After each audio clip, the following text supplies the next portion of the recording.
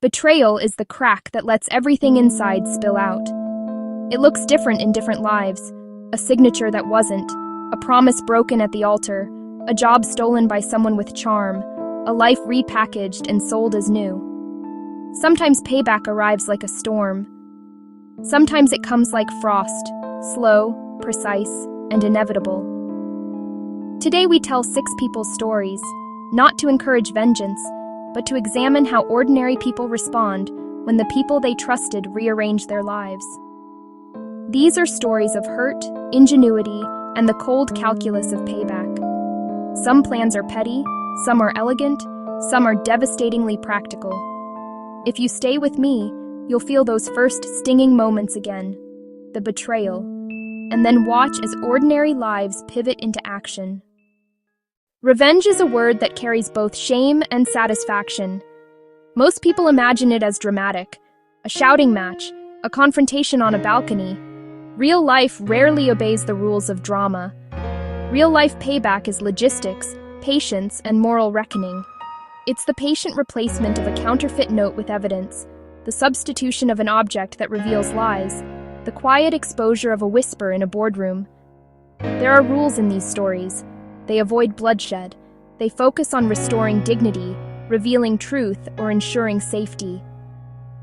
We will not give instructions for wrongdoing. Instead, we will look at how human beings, stripped of official recourse or wounded by a system that favors power, find their own way to settle accounts. The line between justice and payback can be thin and sometimes blurred, and that is what makes these stories worth hearing. Lena made logos. She worked from a tiny studio apartment with plants that she forgot to water and a music playlist that kept her company. For 3 months, she worked on a brand identity for a boutique hotel. Nights and weekends redesigning their welcome packet, creating a typeface, and shepherding the mood into a visual story. When the launch came, Lena expected to be asked to finish the website, to do the rollout. Instead, she saw her designs on the hotel's homepage with someone else's name in the credit line. The person was a developer the hotel had hired who'd polished Lena's files and presented them as his own. There was talk of a collaborative effort. Lena had emails, time-stamped files, and multiple drafts proofing her authorship. The contract she thought she had been promised never arrived. Lena tried the polite route. She emailed politely. She called. The hotel's manager was apologetic and said they'd fix the credits. Weeks passed. The developer began serving interviews as the project's lead. Lena felt both invisible and furious. She could have sued, but legal help for small creative work can be expensive and slow. Instead, Lena used what she had: provenance. She created a public trail of her work. She prepared a case with metadata, annotated drafts, and a simple visual timeline that showed how the project evolved under her hand. Then she did something that felt small and public. She wrote a short, clear post on a designer forum she trusted, titled, "How Projects Actually Evolve, a Timeline." She posted the timeline, the draft images, and a soft but factual note. This is how my work was used. The design community is small and fiercely protective of intellectual labor. The post caught fire, not in the way of outrage porn, but with supportive, practical amplification. Colleagues recognized the drafts, clients reached out to verify, and a few journalists who cover creative theft noticed the pattern and asked questions. The hotel issued a correction on their site, updated credits, and removed the developer's byline. The developer lost a couple of contracts when potential clients read the thread. Lena did not humiliate anyone on camera. She presented evidence, told a story, and let people draw their own conclusions. Her payback was reputational restoration and industry pressure. Her name returned to the homepage, and the project's provenance remained public for anyone curious enough to look. She made sure her future work included watermarks and explicit written agreements, but she also taught others the most important lesson she learned. Create a visible timeline of your work so that when someone tries to erase you, the record speaks louder than the liar. Maya loved baking. Her wedding cakes were small monuments, subtle, floral, delicious. She had been a cake designer for 8 years, known for patience and a steady hand. Her client, a popular influencer named Tara, booked a showpiece cake for a high-profile wedding. It was a big job and a chance for Maya's business to break through. Tara promised glowing coverage and followers. On the day of the wedding, Maya delivered the cake herself. She set it on the table, adjusted the flowers, and waited for a text that would send the world to her Instagram. Instead, she got a message that made her stomach drop. The cake was not quite right, Tara said. The coverage would be delayed. 2 days later, an alternative baker with a glossy portfolio posted images of an identical cake under a different name, Custom by Lux Bakes. The influencer gushed in a story, giving Lux Bakes the credit. Maya confronted Tara's manager politely. The manager shrugged. These things happen. Then Maya discovered 2 things: an invoice in her name that had been edited, and a photographer's photos posted with the wrong tag. Each little theft cut into her small business: lost bookings, missed exposure, and the invisible toll of being erased. Retaliation could have been a viral calling out. Maya decided on something quieter but strategic. She turned the mistake into a narrative engine of her own. She invited the community to a Behind the Apron series, a series of short videos showing how she created the cake start to finish, with a focus on technique, provenance of ingredients, and the private moments of design. She sent small, handwritten thank you notes to the vendors who had worked with her that day, florists, venue staff, and the photographer who'd actually taken her original shots. Those people posted the behind-the-scenes footage, credited her, and explained the mix-up. Her series gained traction because it was generous, honest, and instructive. People who'd once scrolled past cakes now lingered. More importantly, the photographer who had his photos mistagged reached out, publicly credited Maya in a new post, and corrected the misattribution. The influencer's post remained, but the conversation had shifted. The resulting exposure was even more valuable than the original shout-out would have been, because it showed Maya's craft and character rather than a single staged moment. Payback, in this case, was creative reclamation. Maya turned a theft into content that amplified her work, built a stronger community, and made customers more loyal because they'd seen the person behind the pastry. She didn't destroy anyone, she just rebuilt the narrative on her own terms. Marcus Kwan had been climbing a ladder he did not build. A product manager with a pragmatic mind, he believed in systems and steady work. At a quarterly meeting, a colleague casually presented an innovation Marcus had outlined months earlier, an algorithmic adjustment Marcus had prototyped in his spare time. The colleague's name was attached to the presentation. The senior executives loved it and fast-tracked the idea to a patent filing. Marcus attempted the formal route. He brought notebooks, time-stamped commits from the company's repository, and email threads. The HR response was bureaucratic and slow. The company prized cohesion and promotional narratives, and the filing continued. His initial impulse was to storm outward, but Marcus is a systems thinker. He saw that the company's weakness was not malice, but an over-reliance on optics. Senior leaders need stories of invention, and often accept the voice that tells them the cleanest tale.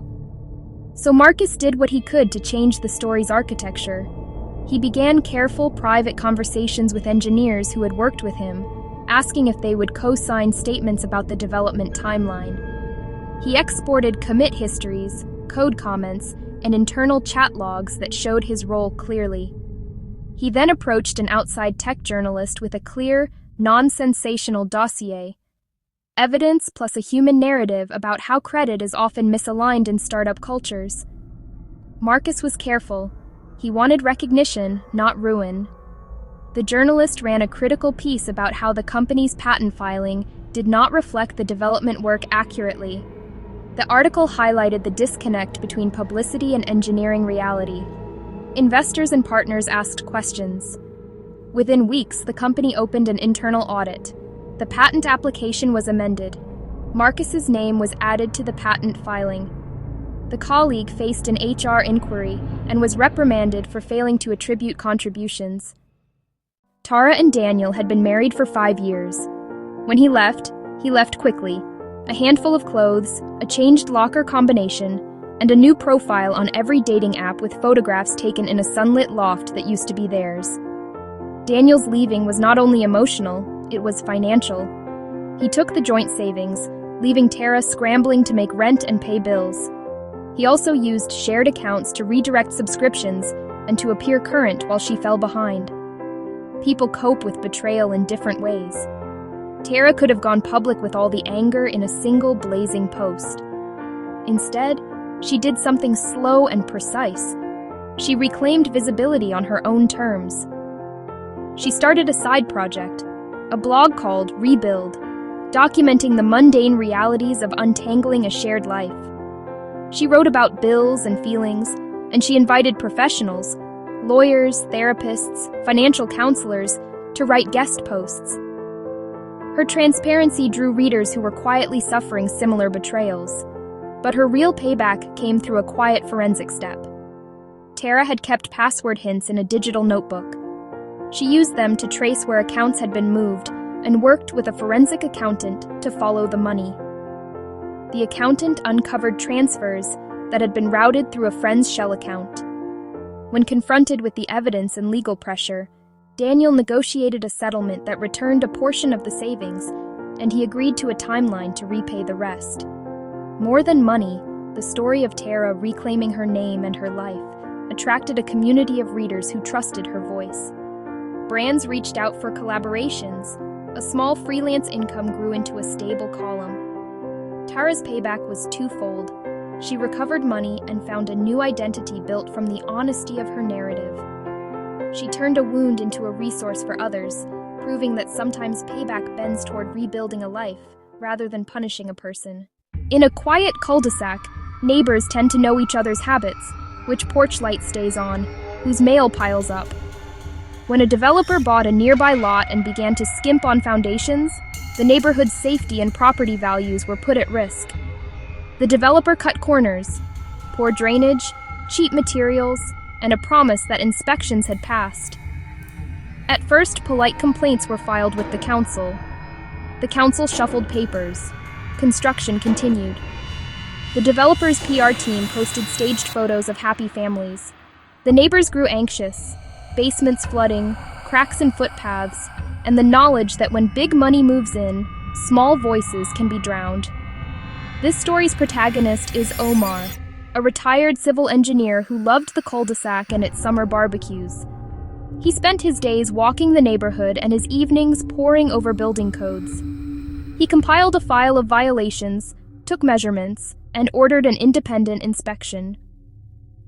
When the inspector confirmed shortcuts that endangered neighbors, the council still hesitated, citing permits and paperwork that needed clarification. Omar pivoted from technical to public. He gathered the neighborhood, created a petition, and reached out to a local investigative reporter. He also set up a simple website that documented the violations with photographs and diagrams, a public log that made the problem visible to anyone searching the developer's name. People who had once been passive were suddenly organized. An insurance company pulled preliminary support, a supplier distanced itself, and contractors backed away when they saw public scrutiny. We've moved through small betrayals and the careful ways people fought back. None of these stories gives a neat moral answer. Some resulted in restored names and safer communities. Some left scars. The one common thread is this: dignity matters. People will go to surprising lengths not to be erased, to be seen, and to stop a harm that could be visited on others. If there's a takeaway, it's not to instruct how to hurt another person. It's to show how evidence, community, and storytelling can create correction where institutions are slow, inattentive, or compromised. When you feel betrayed, the most powerful tool is often the truth, documented, shared with care, and amplified by people who care about fairness. If these stories moved you, consider subscribing for more human narratives and leave a comment with which plot surprised you. We shape the culture that decides what counts as justice, and your voice is a part of that. This video uses dramatized and composite scenes to protect identities. We do not condone illegal activity or vigilantism. If you've been harmed, contact appropriate authorities or trusted advisors. Thank you for watching.